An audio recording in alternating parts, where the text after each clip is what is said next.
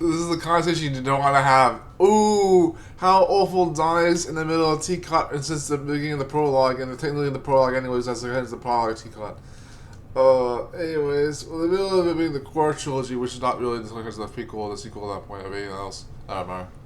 But Olfl dies within the first 5 minutes of TCCOTT in the premiere, the prologue of the main core trilogy. He dies really in the first 5 minutes of Martial Arts Massacre, as far as that season is concerned. The first 2 seasons, at least, of the core trilogy.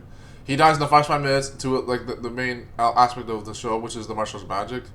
And not even that will stay relevant for the rest of the show, but it'll kind of, every once in a while, it kind of will also. Olfl is usually an example of what takes to be like sacrificing for things you have to believe in, and still not needing to survive to tell a tale. And it's like, Alpha did make a lot of mistakes in the show before like, I point the story, but it's like, a lot of things that make Olfl great is that he's the most funniest in the show.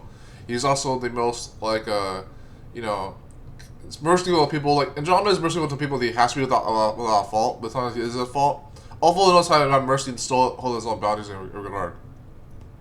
So Olfl is a coward much of the time, but at the same time he holds his own very firmly, a little too firmly, but he does hold his own.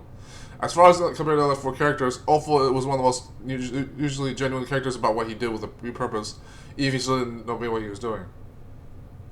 So he's designed to be flawed, which is why when in this rendition of the spin-off series, when Olfl is already dead throughout the show, it actually leaves an impact on the characters who are still alive, to not die out of bullshit like that, and even to remember the reference to Olfl when he's still relevant in the show. The other thing is Olfl knew in the character in the show that, without spoilers much really, Olfl could have spoiled those things early on, and it would have ruined the content of the plot. So if Olfl told them that dirt was actually not poisonous and their rocks are actually not indestructible, and that, you know, math does exist, those things would spoil the show. Olfl's death didn't just mean about secrets, it was about how beautiful was a person when he was still alive. At that point.